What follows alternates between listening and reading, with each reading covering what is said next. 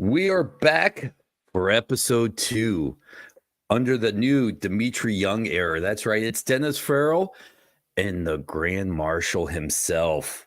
That's right. All year long. That's all I'm going to call you is the Grand Marshal, Dmitri Young. I could accept that. I just can't accept Grand Wizard. Wow, that's a whole different show that you and I do that we don't promote. It's the Dmitri Young, Dennis Farrell, Whose Fault Is It podcast. So, woo, boy, some white guilt coming back now. I'm sorry. First and foremost, I got to congratulate you. If you haven't saw the news, Dmitri Young, Pokey Reese, Grand Marshal, Cincinnati Reds opening day. Super excited for you. But the question for me is, I feel like I know you more as a Detroit Tiger. Do you feel more of a Cincinnati Red? Well, that's basically the only organization out of four I played for that I do anything with. So yeah, I consider myself a Red. Okay. Can I be your plus one?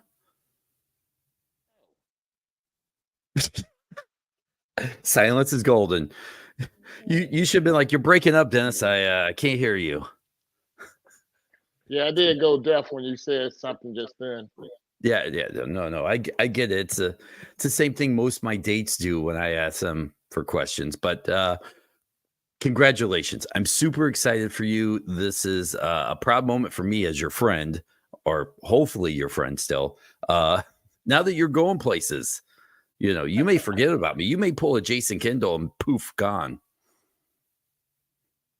No, I wouldn't do that to you. Not how Jason did. Jason vanished from everybody.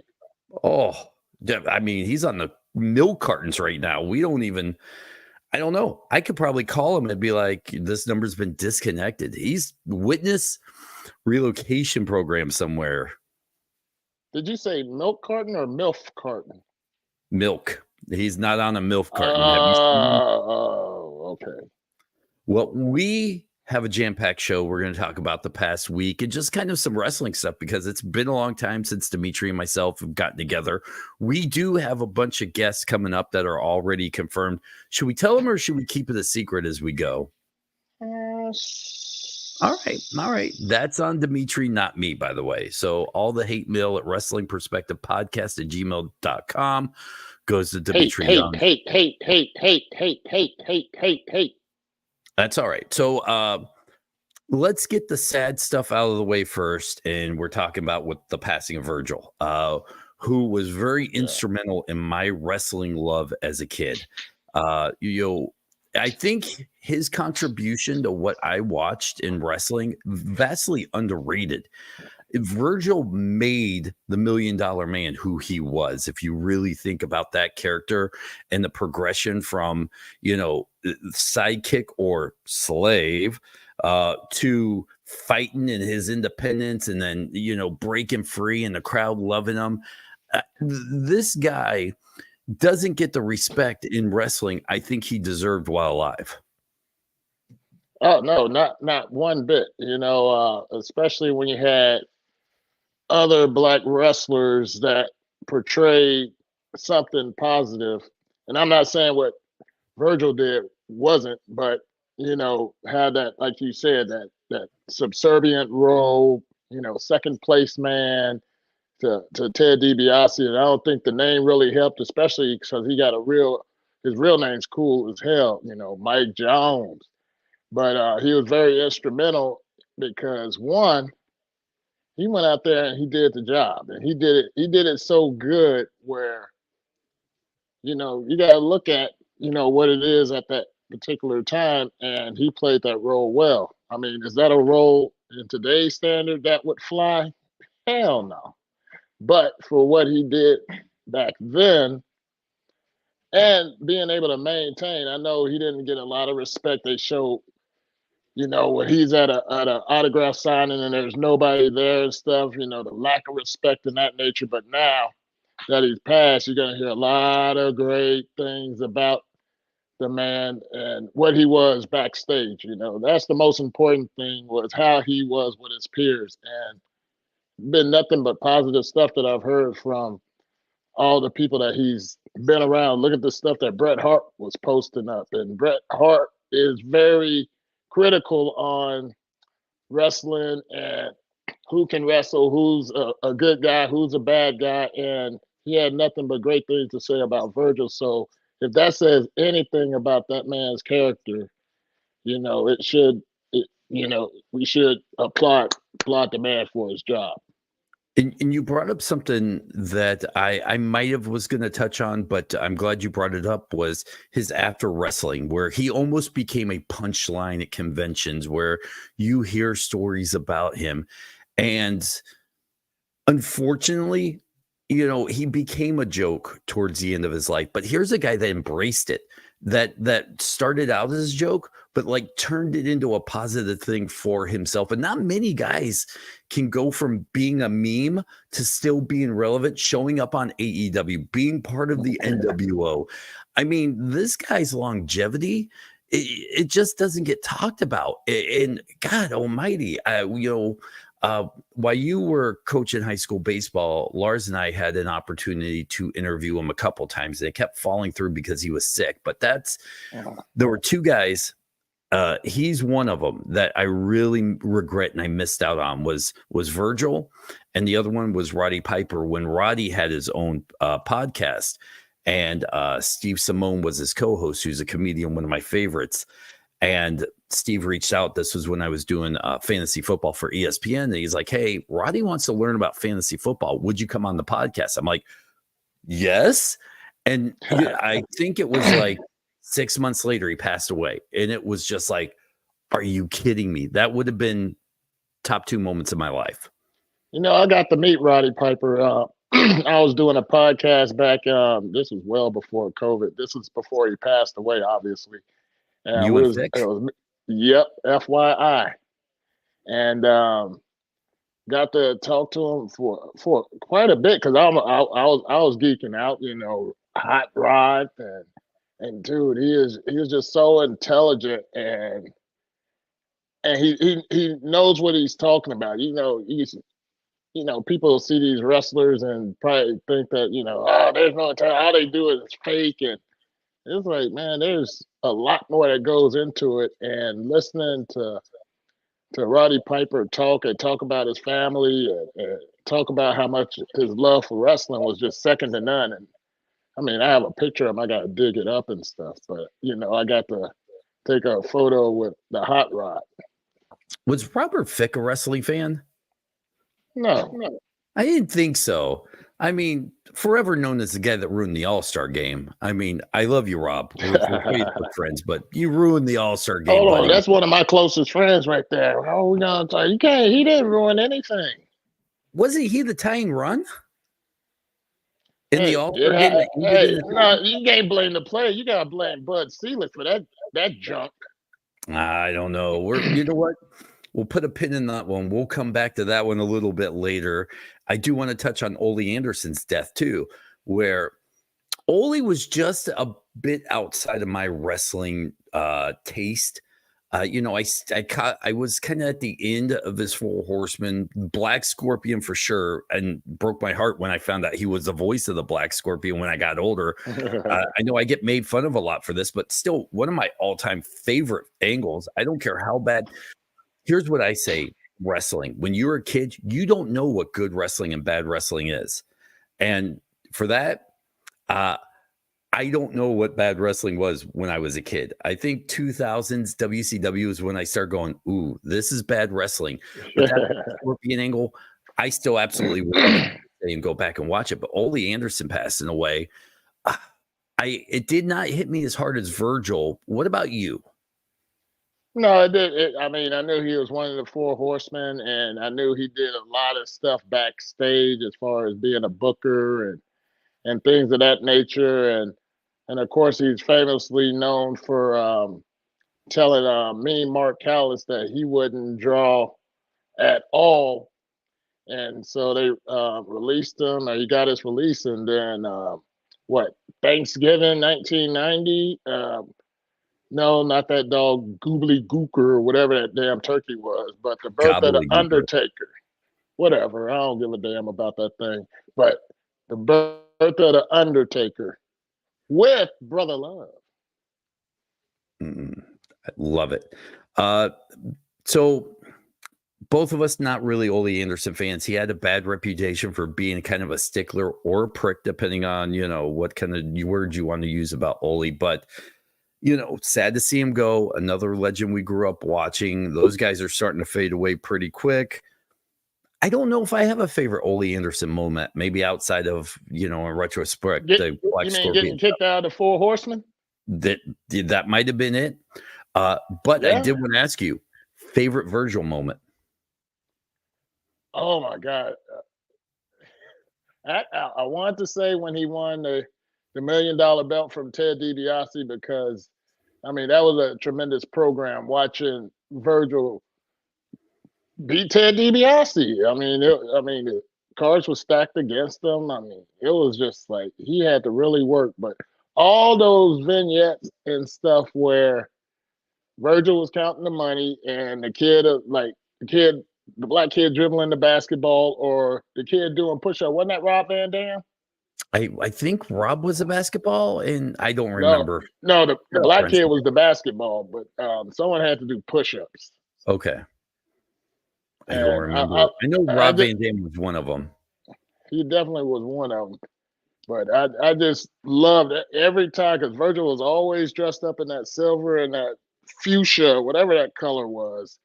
His chest popped out just a little bit. Yeah, and he had the sleeveless joints on with the big muscles sticking out. He was pretty intimidating. I could not stand that name, and of course find out that it's a rib, one for Dusty Rhodes, and then when he went to WCW, and he was Vincent. That's it's a shame that it's a shame that we didn't appreciate him more during his runs in WCW, WWF, and even on the indie circuit. I'm sure now there's a lot of wrestling fanboys that are probably kicking themselves when they walk by the table and he's sitting there sad, alone, Virgil. Maybe they're not. I don't know. But I feel like that helped build, I guess, his legend, because, once again, one of those guys that took that embarrassment and built on it. So I'm glad that hopefully we'll remember him in a better light going forward. Well, I think with all the wrestlers in the past that been around him and appreciate who he was as a person and what he brought to the table, his job wasn't easy to do. There could be a little bit of shame in it. It could be a little bit of, just he wasn't embarrassed. He embraced the roles that he did, and he did it well. Let's before we jump into the Paul Heyman being inducted in WWE Hall of Fame. Yeah. Hold on. We gotta do the t-shirts. T-shirt of the day. All right. You remember that? Wow. I'm looking like an old man into my television screen, but yes. Wow. Where'd you get that one at? I found it in a closet. A random closet or one in your home? One in my home. Okay, this was one of the t-shirts, the paparazzi. I wasn't asking you where in your house did you find it. I was asking, where did you buy it? This is an old TNA shirt from like way back. All right. Now can I continue? Can we explain what this is for the new wrestling fans that don't have a clue? All right, this was Paparazzi Broadcasting, and who was it? It was Kevin Nash, Alex Shelley. Was it Chris Sabin too? I don't remember. I can text Sabin and ask him. Name dropping. And Austin Starr. Wow, I even forgot they're all about part of it. Yeah, that's Austin Aries, people. All right. So shirt of the day done. Remember, people, email wrestlingperspectivepodcast@gmail.com. Whether you're an indie wrestler or pro wrestling tees, send this guy a shirt. He'll wear it on the show. It could be seen by tens of people. For the dozen. Yeah, upwards into a baker's dozen will be seen by. Oh, man, hey, comments like that make you sound like a fat ass. Oh, well played. Before we jump into Paul Heyman, Lex Luger says he's hopeful someday he'll be inducted in WWE Hall of Fame. I want to ask you, is he WWE Hall of Fame worthy? Well, considering there are a lot of people that are in the Hall of Fame that did less body of work than he did, I would say yes.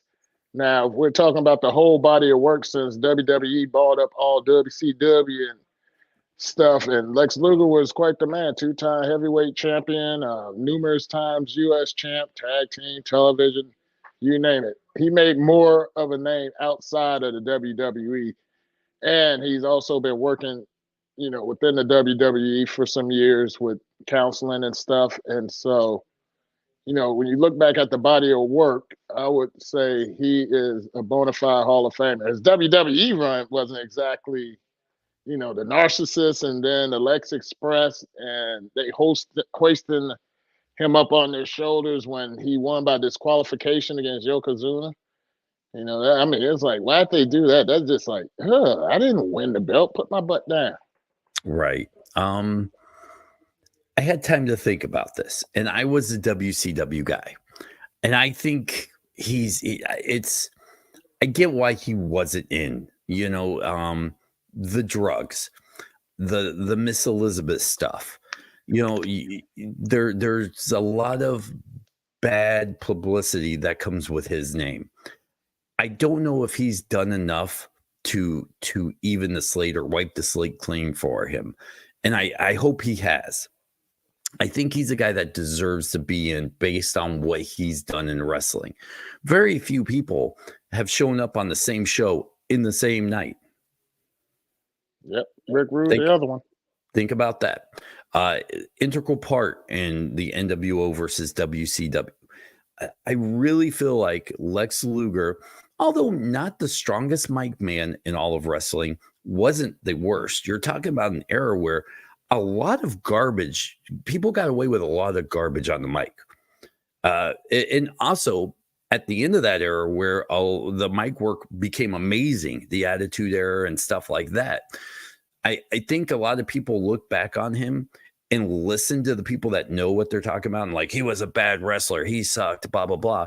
When the only test that matters is the fan test. And I think he passed that fan test where I think as us fans, once again, I don't know about you, but when you watch wrestling, sometimes now I can go, that's not great. But you know what? I can appreciate what they do. I loved what Lex Luger did. Oh, I was a big fan of Lex Luger, especially when he first came in and he was recruited by the Four Horsemen. And he was like part of the Four Horsemen. Then he was a member of the Four Horsemen. And then Barry Windham came around and kicked him to the curb. And then that was, to me, the best Four Horsemen that they had right there with Ric Flair and Barry Windham and Arn Anderson and Tully Blanchard with James J. Dillon as their manager. I thought that was the most powerful one, but the second one to me was the one with Lex Luger after they kicked out Ole Anderson. Ooh, wait a second. You like that more than what was it? Flair, Anderson, Mongo, and Benoit? Hey, you said Mongo and prayers for him and stuff, but no. Really? So for me, that might be my second favorite incarnation of the Horseman. No.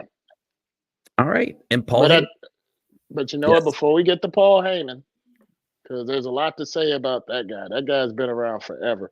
But I also like the one with, don't crucify me, people, the one with Chris Benoit, Brian Pillman, Dean Malenko, and Ric Flair with Arn Anderson manager. If you tell me you like Paul Romo as a Horseman, I will kick you off the show and beg Lars to come back.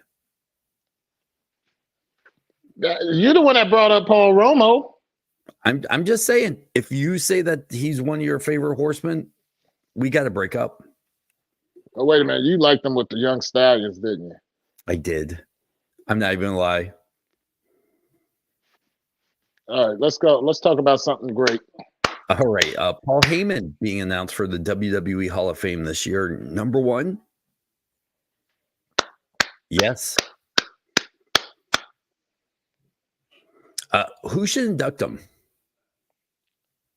Wow, there's so many people.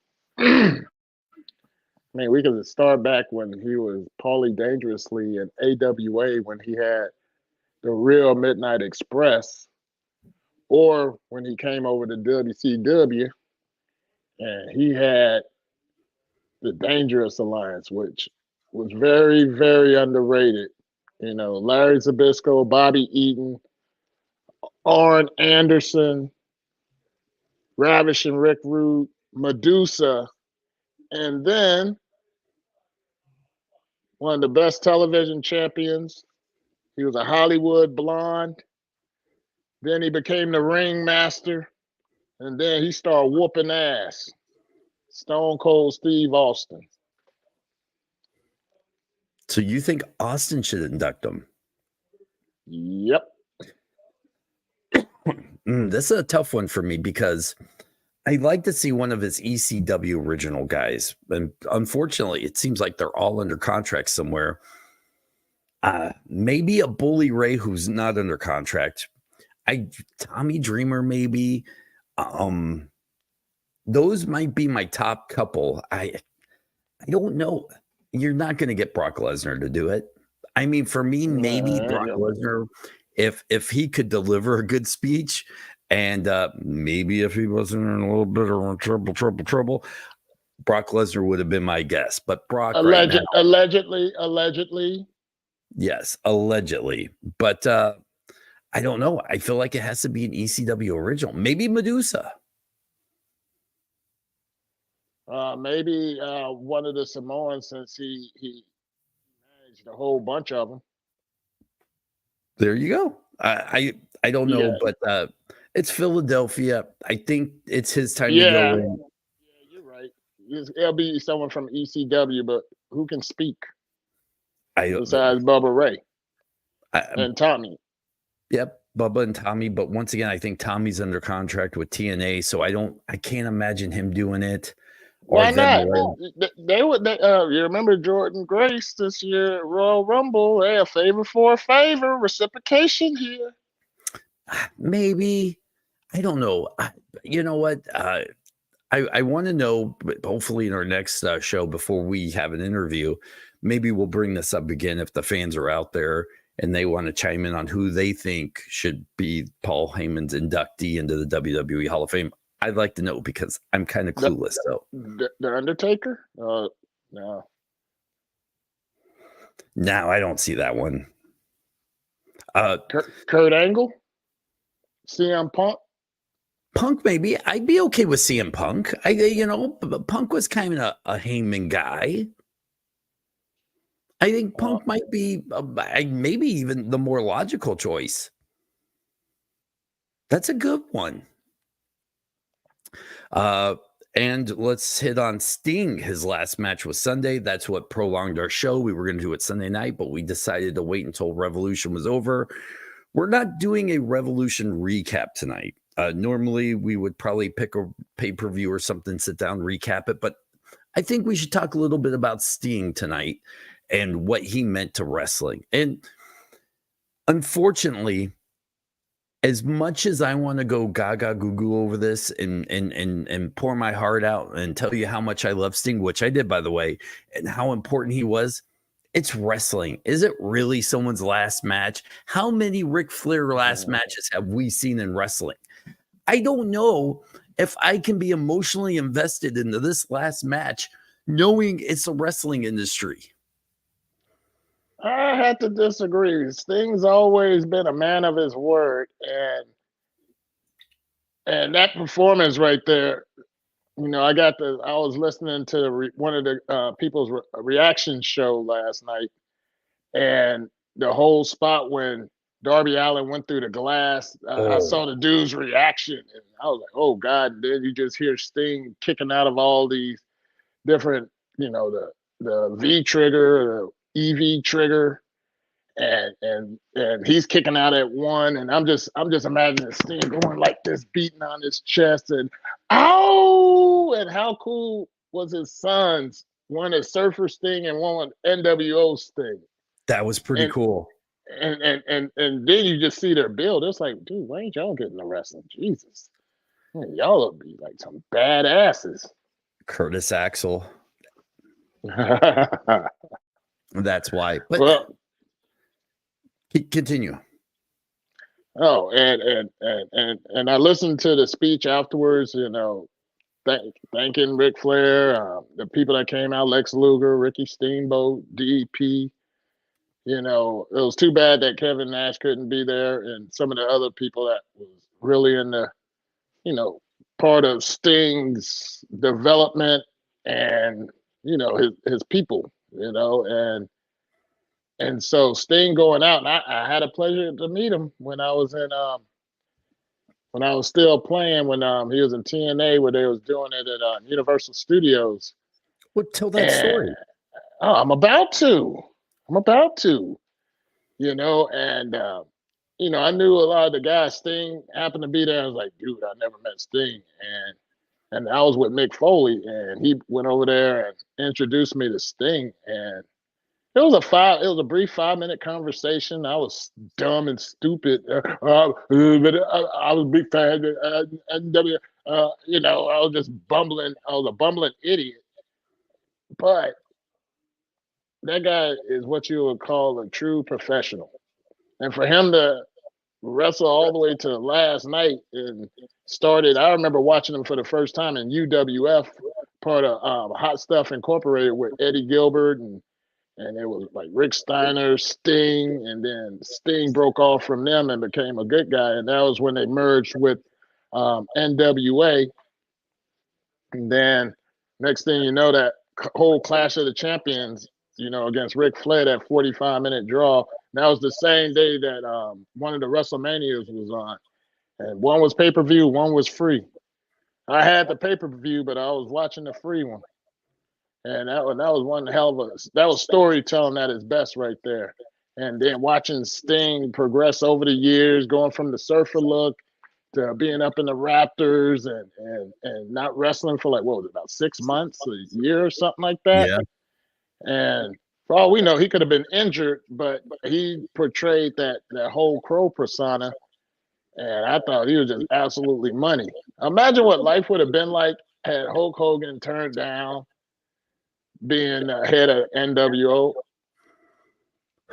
Do you think it still would have been as big as it was if Sting would have turned heel?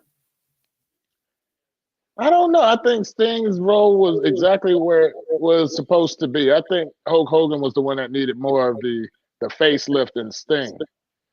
So I think everything worked out perfect. And then that whole thing with Sting not going to WWE and going to TNA instead, and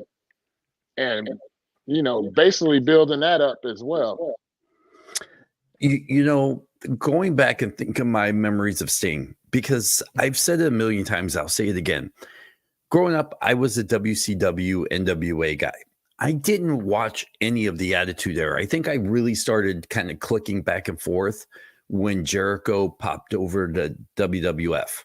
And then I kind of would in and out because I was a Jericho guy back at that time. But I love Sting.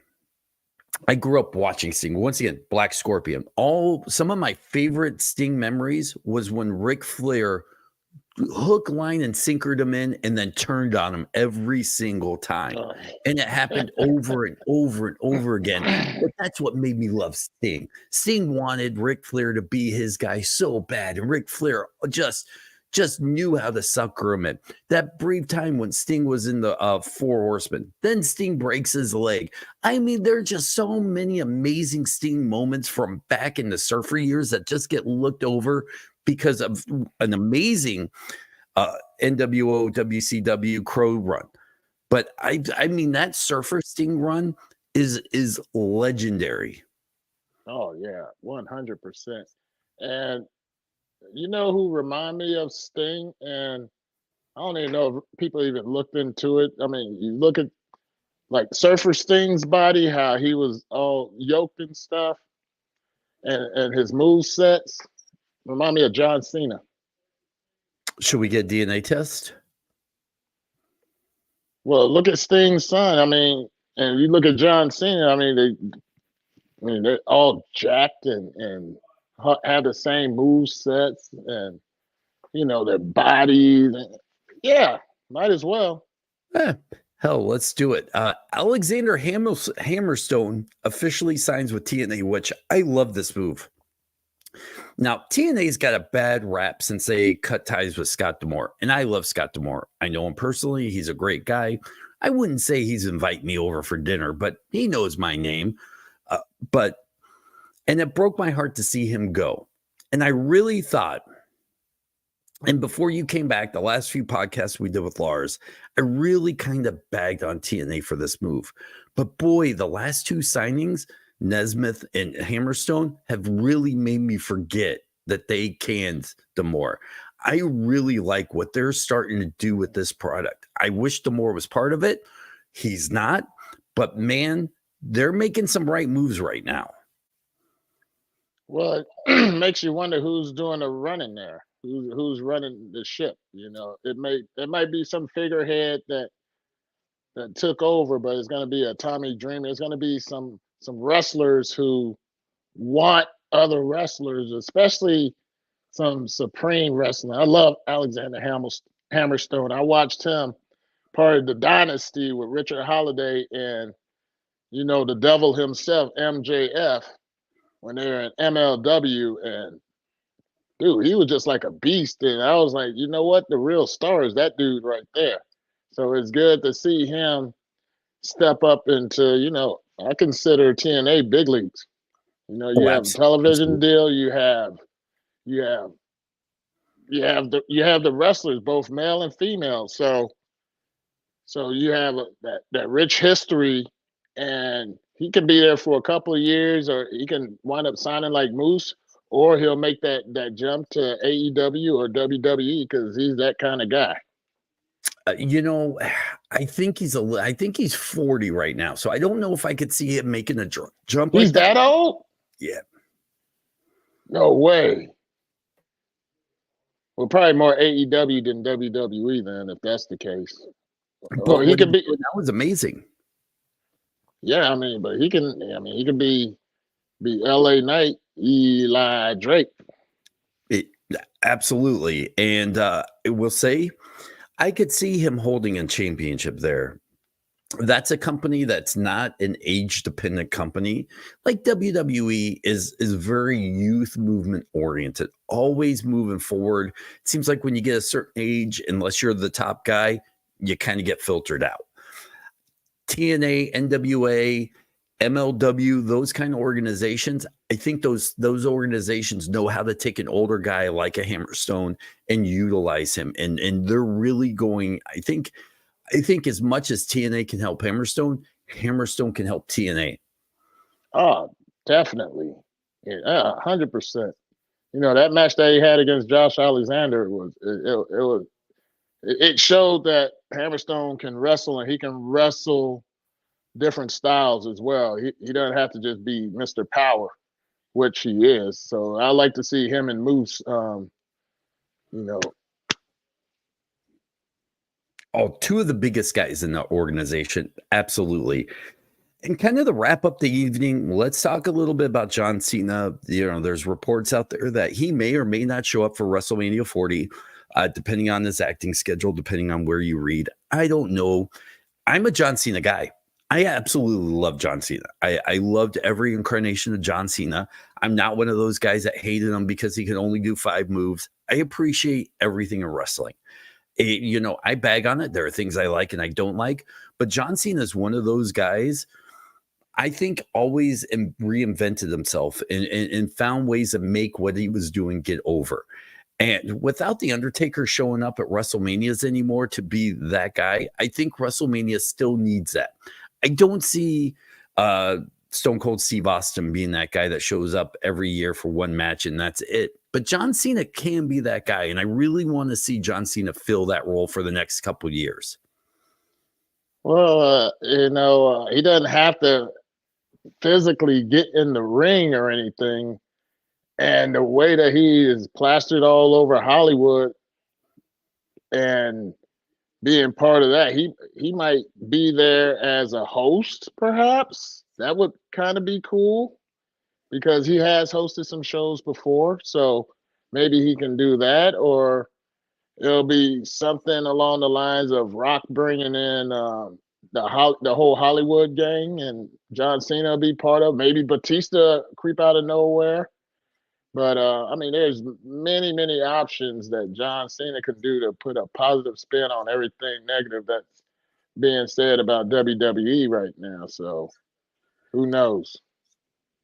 Now, as we wrap this up, we haven't talked about this, and I do want to bring it up for a second because we're inching into WrestleMania season, which we're kind of already there. Are you happy with what they're doing with The Rock? Yeah, I am. Because they'll do something like The Rock versus Roman Reigns, and it was an uproar. Knowing that they have a plan A, a plan B, a plan C, and it's going to be based on fan reaction. And so with Cody Rhodes now being in the match with Roman Reigns, now the speculation is The Rock is going to turn on Roman Reigns. And so we got that all up and buzzing. He's wearing all the fancy shirts and being heel Hollywood Rock, which I do like that persona because one, he can pull it off, and that 21-minute promo that he had on Cody Rhodes and the guy from Busted Open and Seth Rollins was absolutely money. Who can do that though? Think about who can do that. And so I like what The Rock is doing because we're getting mainstream people, we're getting eyeballs looking at that. And The Rock is damn good too. I will say this. I'm not upset. I'm sorry, I'm getting over a cold. I wasn't one of those guys that was upset with Rock Roman. I really want to see that. I like Cody Rhodes, and I want to see Cody Rhodes finish his story. I want to see Cody Rhodes earn it. I want to see Cody Rhodes, have to work for it, get close, get it taken away, get close again, and so close, and build it up, almost Daniel Bryan-esque with the yes, and having to go through what was it, 2 or 3 matches at WrestleMania to get to. Oh, yeah. I want something like that for Cody Rhodes. Cody Rhodes, it seems like if he jumped in and he finished his story at WrestleMania 40, what do? Where do you go from there? There's a letdown. There's nobody next in line. The rematch might be flat. I want to see, Cody get screwed by The Rock, get screwed out of this position. Yeah. I don't want to see night 1 tag team match, Cody and Rollins versus Rock and Roman Reigns. I don't want to see that tag team match. And then what do you do for night 2? Does Rollins wrestle again? Who's he wrestle? I don't want to see that. I want to see, Cody and Rollins, and I want to see Rock and Roman. Because don't forget, Rollins has never beaten Cody Rhodes. Rollins, I feel like that match, if you give them a chance to tell that story, there's a story on either side where, the champ hasn't beaten the challenger yet. 3 chances, he's lost. People don't remember, people are forgetting that aspect of this. You can really build something great here with these 2 nights and then let Cody finish his story. Champion versus champion. What better way to finish your story than a champ? Remember how big Hogan and Warrior was Intercontinental Champion versus WWF champion? It was mega. Everything stopped for a champion versus champion match. There's a million ways to make this Cody story great. I just feel like everybody jumps the gun so much that they don't let a good story be unfolded in front of your eyes. You know what? And the bigger story is Roman Reigns breaking Hulk Hogan's record. That's personally what I'm feeling. I would like to see that broken. They shattered the tag team one. Both New Day and the Usos. the Intercontinental. I mean, that's still going with Gunther, and so Roman Reigns is close. He's around like the SummerSlam area where he'll be breaking Hulk Hogan's record. Mm-hmm. And I personally think that that's what they're gonna do. So they're gonna prolong Cody's story, much to what you're talking about with make him earn it, make him go oops, more so than. Did we lose you? Oh, I think we lost Dmitri Young.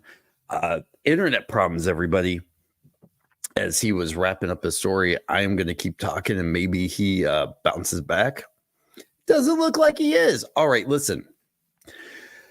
I have a tickle in my throat. I don't feel good. We're going to cut the show a little bit off a little early. But I will tell you guys what, thank you so much for watching. Again, we've had a lot of people popping in and out of the streams live. The next few weeks, we will have guests. So I'm really excited about that. Listen, Dmitri didn't want me to say anything. I'll do a little teaser. Some NWA talent coming on. So I'm really excited about that.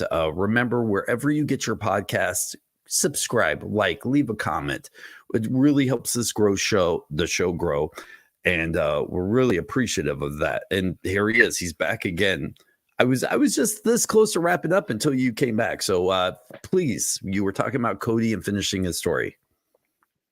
Well, I was talking more along the lines of Roman finishing his story and surpassing Hulk Hogan for the 1,400 days and being second only to Bruno Sammartino, which that's one of those Cy Young records where, that's the original era. The modern era is, and Roman Reigns has been phenomenal as a heel champion.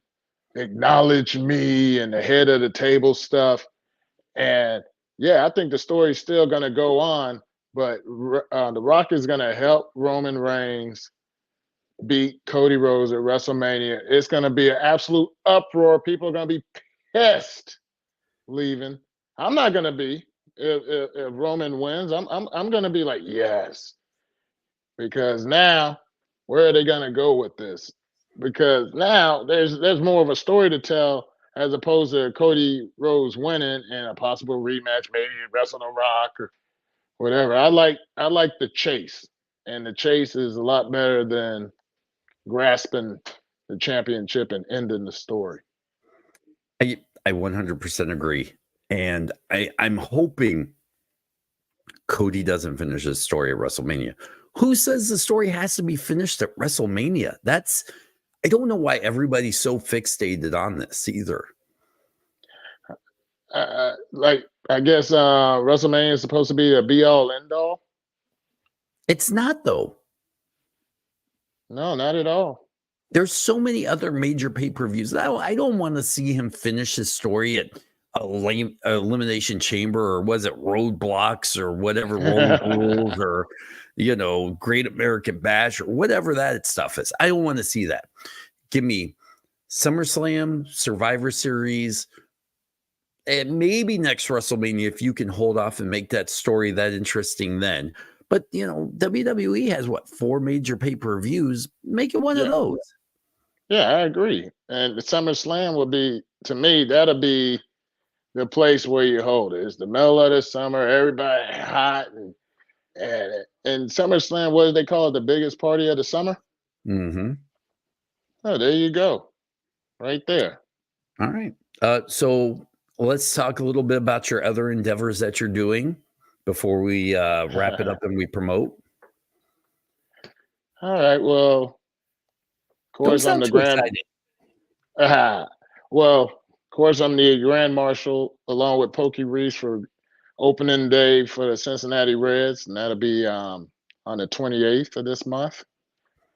And I'll be going to coach in Aruba in October with Interplay Sports, and that is a part of what the Ford family And Ford family used to be the owners of Perfect Games since its inception back in the early 90s.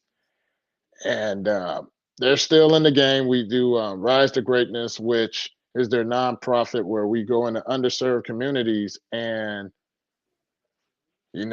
we get into the community and we're at the baseball field and we have the kids learn from us. And it's not just hey, we're here, hi, we're bye.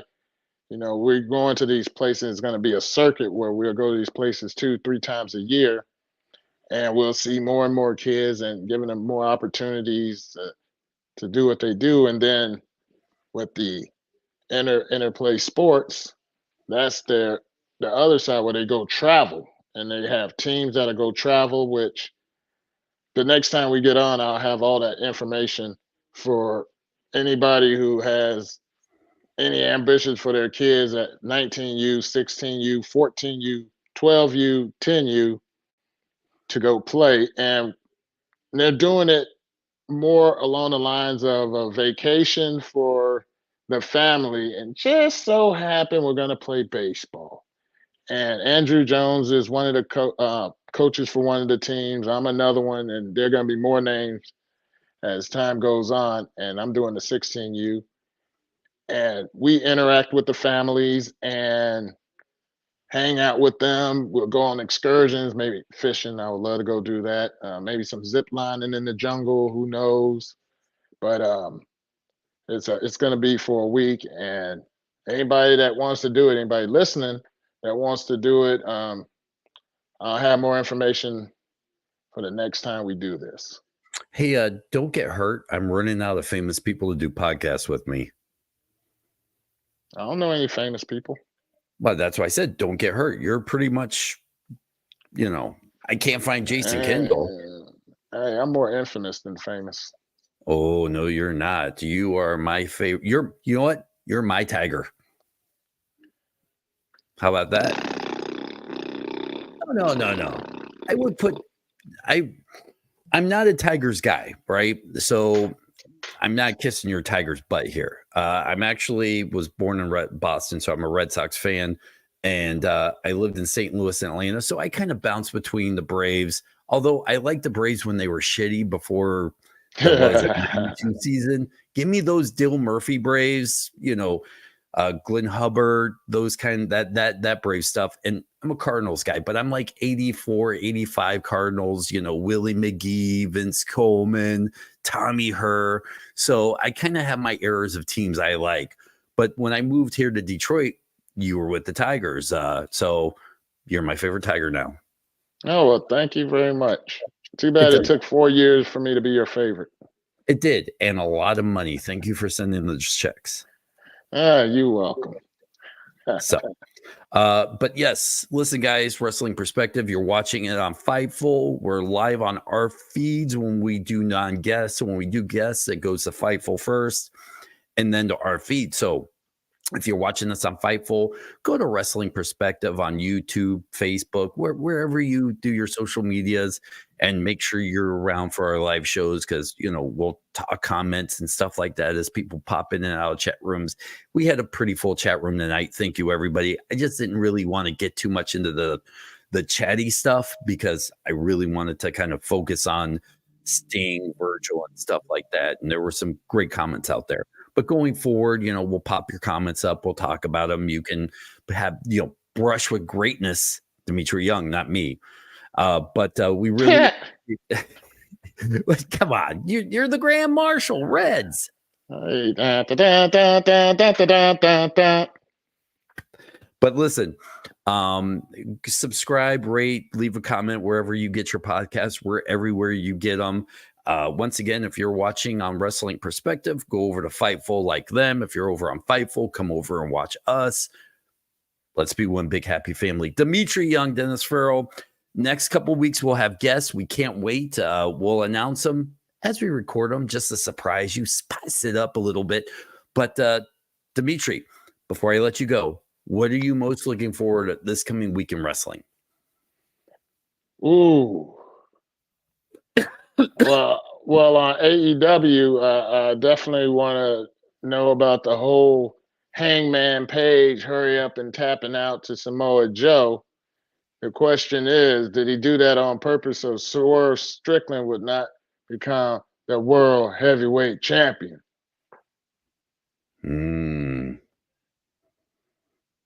I can't wait for that. Let's see here. Monday Night Raw. We're recording during Monday Night Raw, so I can't wait to go back and watch that. I'm excited about AEW to watch that. Once again, Strickland, a friend of the show. We're excited about where he's going. I can't wait to see how that storyline progresses. Little TNA. I tell you what, last couple of weeks, TNA is slowly starting to capture my attention back again.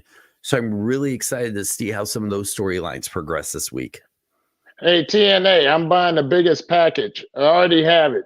I already had the biggest package, the $219.99, for the year for TNA online. I got that. I get to watch all the pay-per-views. I get all of that. So I am a huge supporter of TNA. Oh, let's not forget NXT on Tuesday. I love NXT. I will make sure Tommy Dreamer hears that. He doesn't like. You talking about the 219? Yeah. Yeah. Hey, I love TNA. I'm not gonna get the cheap one. I want all the stuff. I can look back at some of the history of TNA. When they were doing it once a month, and then when I got to go down there at the end of my playing career, and then of course nobody likes the Hulk Hogan era. Not even some of those wrestlers.